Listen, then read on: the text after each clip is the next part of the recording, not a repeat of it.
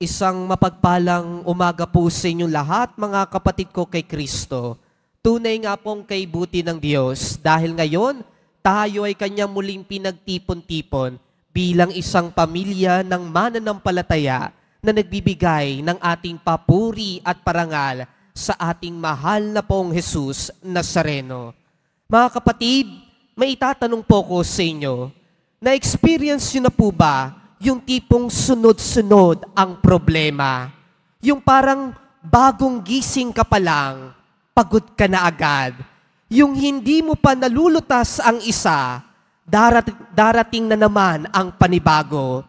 Tapos may magsasabing sa'yo, kapit lang ha, pero sa loob-loob mo, gusto mo nang sabihin, Lord, nakakapit na po ako, pero parang nalalaglag na ako.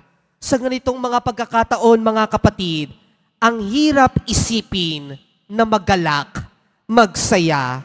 Pero yan mismo ang sinasabi ni Jesus sa ating ebanghelyo ngayon. Kapag nagsisimula ng mangyari ang mga bagay na ito, magalak kayo. Bakit magalak? Bakit sa gitna ng gulo, hirap, takot, at ang utos ni Jesus ay hindi man lang magtiis muna, kundi magalak? Isang dahilan lang, mga kapatid, dahil ang kaguluhan sa buhay natin ay hindi senyales ng paglayo ng Diyos, kundi ito ay senyales ng paglapit niya sa atin. Mga kapatid, the lowest price of the year to play with the best connection out there. Only during Exit Lag Black Friday, get 1 year of Supreme Connection for half the price. It's endgame for FPS drops, packet loss, 160 ping, and laggy gameplay. Don't wait for the clock to hit 0. Subscribe now with 50% off during Exit Lag Black Friday. Sisimula ang pagliligtas. Ang pagliligtas po ng Diyos ay hindi laging biglaan. Madalas, unti-unti, at madalas, nagsisimula habang magulo pa.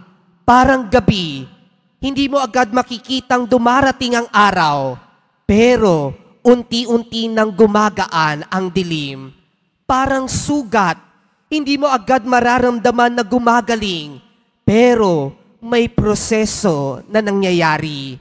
Parang puso, hindi mo agad mapapansing binubuo ka niya, pero may hinihilom siya kahit hindi mo nakikita.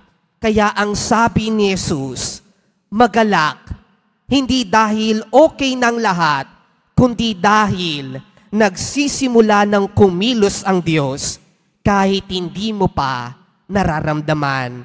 Kaya mga kapatid, sa pagpapatuloy po natin ng ating pagdiriwang ng banal na misa, tayo ay pinapalalahanan na baka kaya pinapadaan tayo sa pagsubok ng buhay ay hindi para sirain o pahirapan tayo, kundi para ihanda tayo sa mas malalim na biyaya.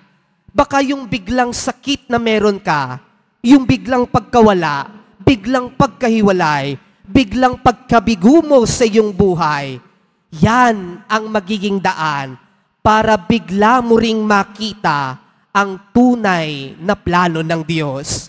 Kaya mga kapatid, ito ang gusto ng Diyos na marinig natin ngayon. Anak, huwag kang matakot kapag nagsisimula na ang bagyo sa iyong buhay.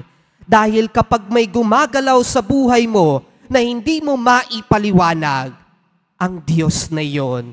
Kaya kung ano man ang nagaganap sa buhay mo ngayon, mga kapatid, hindi man malinaw, hindi man madaling tanggapin, ang paalala niya, magtiwala ka.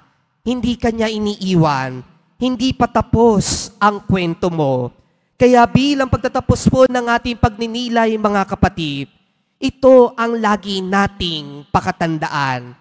Kapag ang buhay ay magulo at tila wala ng saysay, huwag kang bibitaw dahil sa gitna ng unos, si Lord ang gumagawa ng bagong buhay. Amen. Magsitayo na po ang lahat.